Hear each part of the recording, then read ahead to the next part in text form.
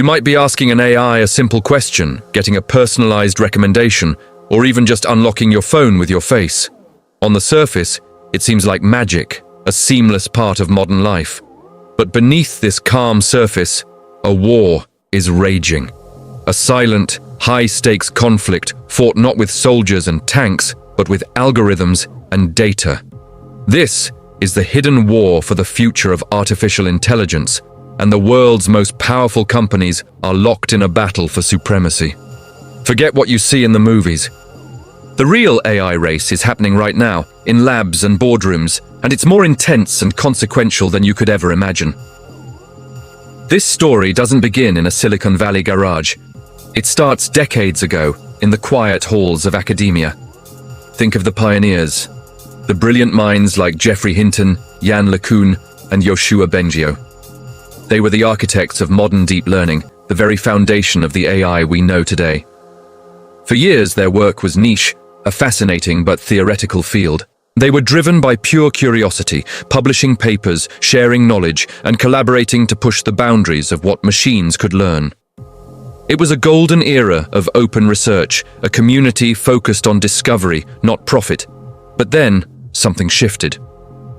The internet boom of the late 90s and 2000s created a new, invaluable resource: data. Massive, unprecedented amounts of it.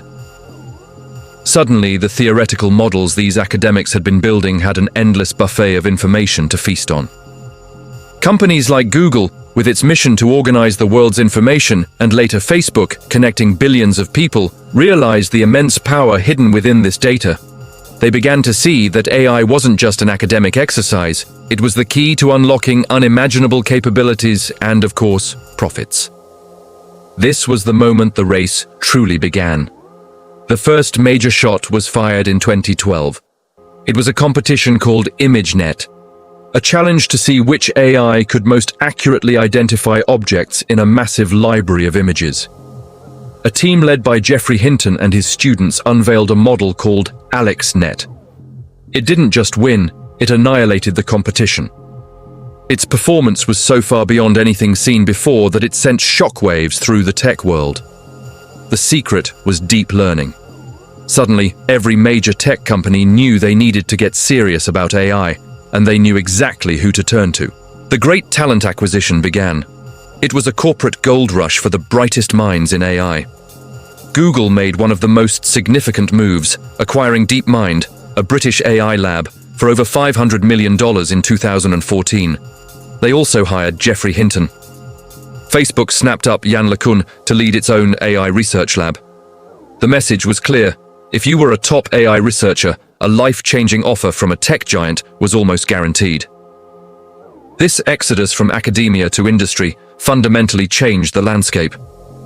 The collaborative open-source spirit began to be replaced by a more secretive, competitive drive. Knowledge, once shared freely, became a guarded corporate asset. The battlefield expanded from search engines and social media to every corner of our digital lives. Think about it. When you use Google Assistant, you're tapping into Google's vast AI ecosystem. When you ask Siri a question, you're using Apple's. When you talk to Alexa, you're in Amazon's world. Each of these assistants is a frontline soldier in the war for your attention and your data. The goal is to create an ecosystem so helpful, so integrated into your life, that you never need or want to leave.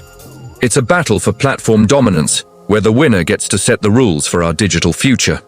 Then came the new titan, OpenAI. Initially founded as a non-profit research lab with a mission to ensure artificial general intelligence benefits all of humanity, its trajectory highlights the incredible pressures of this war.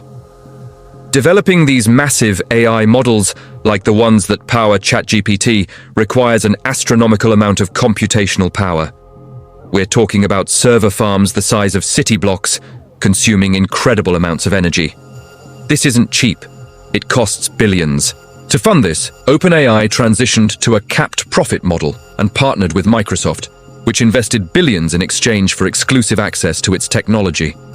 This move turned a potential ally into a formidable competitor for Google and others, dramatically escalating the conflict.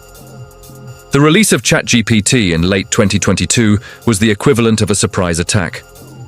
It brought the power of large language models directly to the public in an easy-to-use interface, and the world was stunned. It felt like the future had arrived overnight. Google, long considered the undisputed leader in AI research, was caught off guard. This sparked what many in the industry called a code red. The sleeping giant was awakened. The race was no longer a marathon. It was an all-out sprint. Google rushed to release its own chatbot, Bard, and accelerate the integration of its advanced models, like Gemini, across all its products. The pressure was immense. Today, this war is being fought on multiple fronts. First, there's the hardware.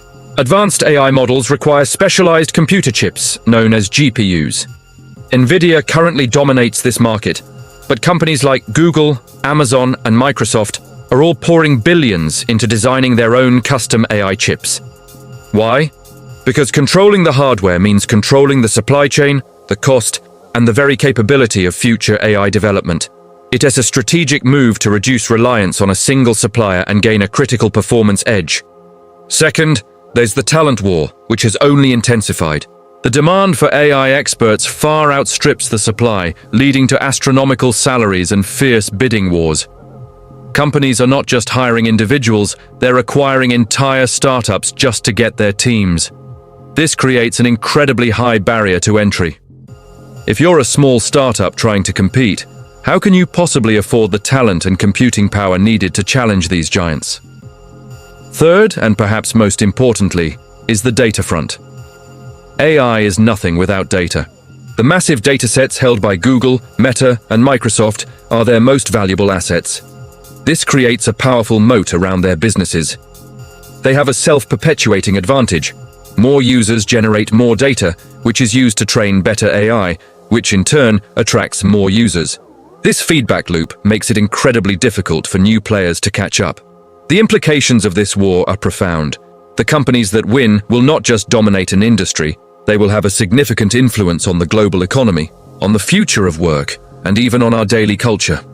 The AI they build will shape what information we see, what products we buy, and how we communicate. This concentration of power in the hands of a few megacorporations is a source of growing concern.